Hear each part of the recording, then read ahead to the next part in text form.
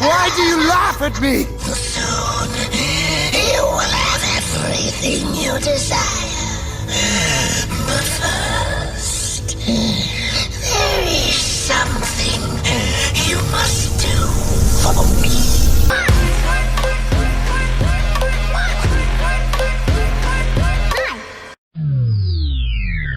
The Overlord is probably the most ruthless villain the land of Ninjago has ever seen, and he's also one of the most ancient. Of course, with the light there must also be the darkness, and during the early days of the first Ninjutsu Master, the Overlord was sort of his direct opposite. He was a continuous growing threat, but the original battle with the first Ninjutsu Master took its toll on the Overlord. To counteract the golden power of his arch-nemesis, the Overlord created the Stone Army, nearly indestructible warriors capable of doing great damage. The Overlord also crafted the Temple of Fortitude as a place of refuge, but even these two great advantages were not enough to completely destroy the first Ninjutsu Master. To prevent the war from going any further, the land of Ninjago was actually divided into two, and the Overlord was left to reside on the Dark Island, waiting for the day he would eventually escape. I've mentioned before that the Overlord was ruthless, and that's a fact. He's definitely one of the most evil villains we've seen so far, and in my own opinion, he's one of the better villains that we've seen from the franchise. During his introduction in the second season, he was written more as a mysterious character, whose motives we were pretty much unsure of at first. His interactions with Lord Garmadon also made things even more intriguing, and many people were curious on how things would play out. Eventually, we learned the truth. The Overlord was simply trying to get Garmadon to destroy the balance between good and evil to allow himself to escape a gaseous form and return to his true original state. Of course, this worked, and he left the ninja literally crippled as he escaped through a vortex to Ninjago City. This would mark the beginning of the final battle, and the end of everything we knew. But the ninja were able to return to Ninjago City to allow Lloyd to battle the Overlord. Remember, at this point, Lloyd was wounded, and the Overlord had transitioned into his true original form. But it was no use. As the prophecy stated, the Green Ninja would in fact defeat the Dark Lord, and the Overlord was once again defeated due to golden power. Both the audience and the ninja figured the Overlord was actually killed during that climactic battle, but we would soon learn he was actually still alive but trapped in the Digiverse. This time he lusted for ultimate power, and the best way to go about doing this was to capture and harness the golden power of Lloyd and use it for his ultimate goal of once again becoming mortal. Using his destructive and pure evil nature, he created an army to assist him in his troubles, that being the Ninjroid army. With the assistance of both the Ninjroids and Pythor, the Overlord was able to gain enough golden power that he needed and began to wreak havoc on Ninjago City. But this time the golden power was on his side. The roles of the original battle were actually reversed, but that didn't mean the Overlord had the advantage. All of his own tricks were used against him, and he was defeated yet again, and as far as we know, he was actually killed. But myself and many other fans think that he could return in some capacity in the future. But even if the Overlord doesn't return, he's definitely set an example for the rest of the villains from Ninjago. Basically, he can be the basis for any other evil villain to find their way into the franchise. Overall, the brutal nature of the Overlord absolutely supports the opposite of light, and stands out as something extremely memorable from the franchise. So thanks a lot for watching, guys. If the Overlord is your favorite Ninjago villain, please leave a comment with the hashtag VoteOverlord incorporated somehow. This will be very useful for a video I'm currently working on that will be uploaded as soon as possible. Besides that, if you enjoyed this video, feel free to give it a thumbs up rating and click that subscribe button, guys. It really means a lot to me. Also remember that the comment section is yours for any discussions you want to have, or if you just had a general comment, that's fine too. Also remember to leave your video suggestions down below as well for a chance to have your idea featured as an actual video sometime later on. Thank you so much for watching, guys. My name is TannerFishies, and with that, I bid you farewell.